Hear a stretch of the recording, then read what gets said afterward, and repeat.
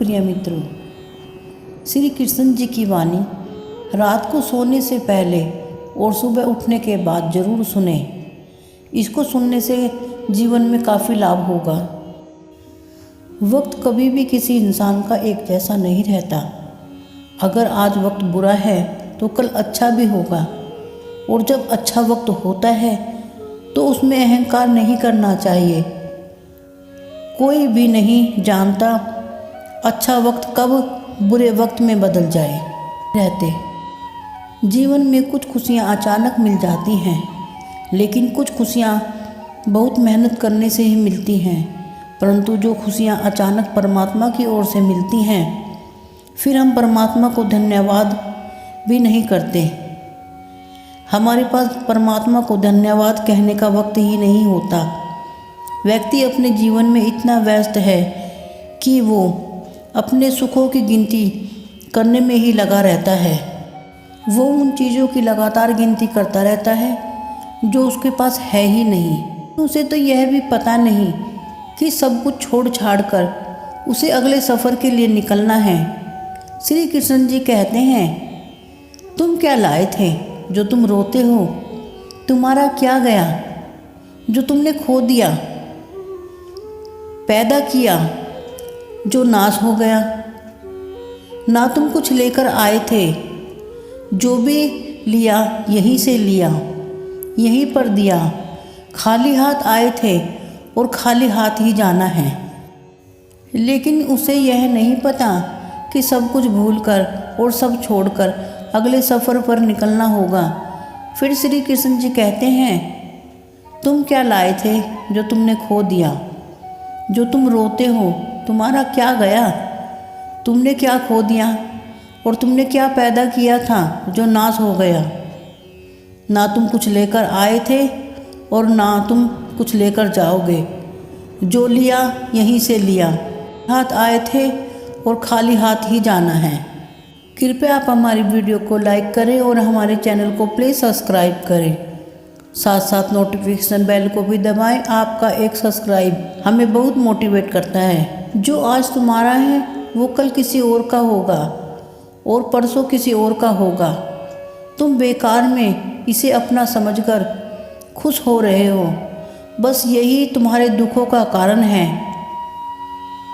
महाभारत का युद्ध जब समाप्त हो चुका था और सब ठीक हो गया था, तब भगवान श्री कृष्ण जी द्वारिका वापस जा रहे थे। इस बात से पांडव बड़े दुखी थे। वो श्री कृष्ण जी के साथ रहने के इतने आदी हो चुके थे कि वो बहुत ही ज़्यादा दुखी हो रहे थे उनके जाने से। उनसे वो अलग नहीं होना चाहते थे, लेकिन भगवान श्री कृष्ण को तो वापस जाना ही था। श्री कृष्ण जी अपनी बुआ कुंती से मिलने पहुँचते हैं और कुंती से कहते हैं कि बुआ, आज तक आपने अपने लिए मुझसे कुछ भी नहीं मांगा, लेकिन आज आप कुछ मांग लीजिए।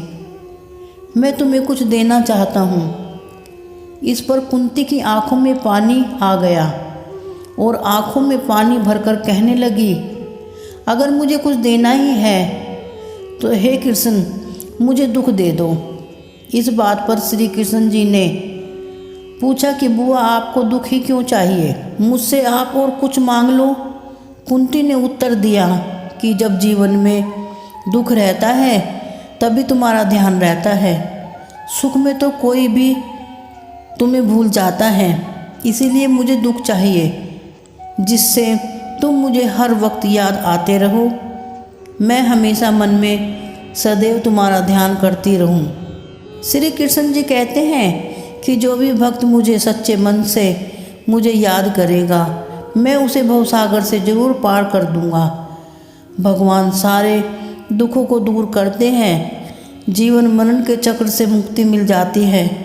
झूठ की उम्र इतनी बड़ी नहीं होती, पर सच अंत तक साथ देता है। किसी व्यक्ति के बुरे समय को देखकर मजाक नहीं उड़ाना चाहिए, क्योंकि वक्त इतना बलवान होता है कि वह कोयले को भी धीरे धीरे हीरे में बदल देता है।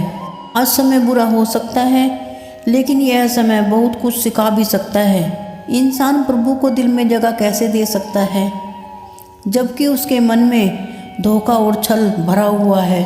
श्री कृष्ण जी कहते हैं, जो भी मुझे भक्ति भाव से याद करता है, मैं उसमें हूँ और वो मेरे में। कर्मों का फल आपको हजारों लाखों की भीड़ में भी ढूंढ ही लेगा। जिसके पास संतोष है वह थोड़े में भी संतुष्ट है। हमें अपने विचारों से ही नकारात्मक और सकारात्मक सोच मिलती है, इसीलिए अपने मन को हमेशा सकारात्मक रखें। अगर नकारात्मक सोच रखेंगे तो उसके परिणाम भी बुरे ही रहेंगे। कर्म करना मनुष्य का धर्म है। कर्म करने वाले व्यक्ति कर्मवीर होते हैं, इसलिए मनुष्य को कर्म करते रहना चाहिए, खाली वक्त को बर्बाद न करें। इंसान का मुस्कुराता हुआ मन और मुस्कुराता हुआ चेहरा, यही इंसान की सच्ची संपत्ति है। में कभी भी निराश मत होना। कोई भी साथ दे या ना दे, पर परमात्मा से बढ़कर हमारा कोई नहीं, वही हर पल हमारा साथ देंगे। आप कितने सही हैं यह आप पर निर्भर है, इसीलिए खुशियाँ आज़ादी पर निर्भर करती हैं। इंसान अपने लक्ष्य में खो गया, वही सफल हो गया। किसी को किसी की गलती पर माफ़ कर देना, इससे बड़ी कोई सज़ा नहीं, जबकि मौन रहकर उससे बड़ा कोई जवाब नहीं। जीवन में कुछ पा लेना जीत नहीं और कुछ खो देना हार नहीं। ऐसे सुख से क्या फ़ायदा जो किसी के दुखों का कारण बन जाए। अगर समस्याएं आती भी हैं तो उनका समाधान भी जरूर होता है। इंसान के अंदर इंसानियत होगी तो वह सबके सुख में ही अपना सुख चाहेगा, जबकि वह दूसरों के दुख में भी कभी दूसरों को दुख नहीं पहुंचाएगा। अपने विचार को पवित्र बनाइए, क्योंकि व्यक्ति अपने विचारों से ही अनंत काल तक जीवित रहता है। शस्त्र तो केवल शरीर को ही घायल करते हैं, पर किसी के द्वारा कहे गए बुरे शब्द तो आत्मा को भी घायल कर देते हैं। अगर दुश्मनों का पलड़ा भारी दिखाई दे तो विजय पाने के लिए कूटनीति का रास्ता अपनाना चाहिए। जब इंसान अपनी कामयाबी पाने के लिए लड़ता है तो उसे कोई भी हरा नहीं सकता। हमेशा ही प्रशंसा प्रेरणा देती है, जबकि निंदा अपने को सुधारने का मौका तक नहीं देती। कोई भी इंसान बुरा नहीं होता, उसका वक्त बुरा हो सकता है। अगर व्यक्ति को गुस्सा आए तो शांत रहे, अगर धन आए तो सरल रहे, अगर कोई परेशानियां भी आए तो ईमानदार रहे और अधिकार मिलने पर विनम्र रहे। यही जीवन का सार है। हमेशा अपने नियमों पर ही चलें। जिस तरह सर्दी में सूरज का इंतजार होता है, पर ज़्यादा गर्मी पड़ने पर उसका तिरस्कार भी होता है। इंसान को हमेशा स्वाभिमान बनाकर रखना चाहिए, जबकि अभिमान को अपने अंदर न आने दे। अभिमान कभी भी आगे नहीं बढ़ने देगा और स्वाभिमान कभी जीवन में गिरने ही नहीं देगा। किसी की बुराई की जाए तो कहते हैं कि गूंगे भी बोल पड़ते हैं, लेकिन अगर किसी की प्रशंसा की जाए तो कोई भी नहीं बोलता।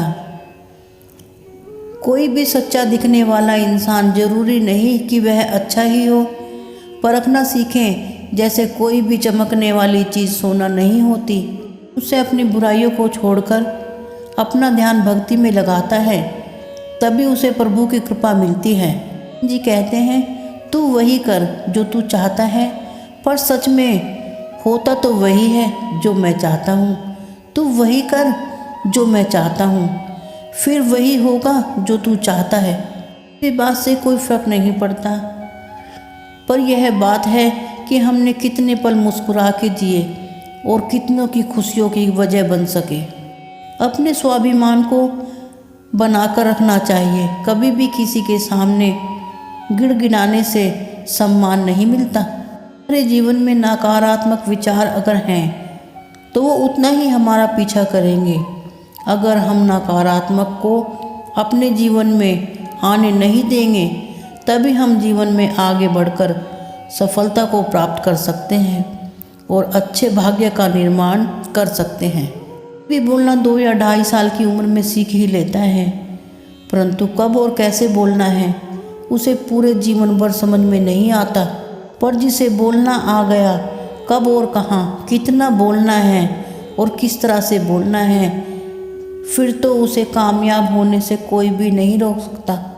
इंसान जैसे भी कर्म करता है उसे वैसे ही फल मिलता है, इसीलिए इंसान को हमेशा अच्छे कर्म करने चाहिए। फिर मिलेंगे दोस्तों अगली वीडियो के साथ, तब तक आप अपना ख्याल रखें और मुस्कुराते रहिए। धन्यवाद।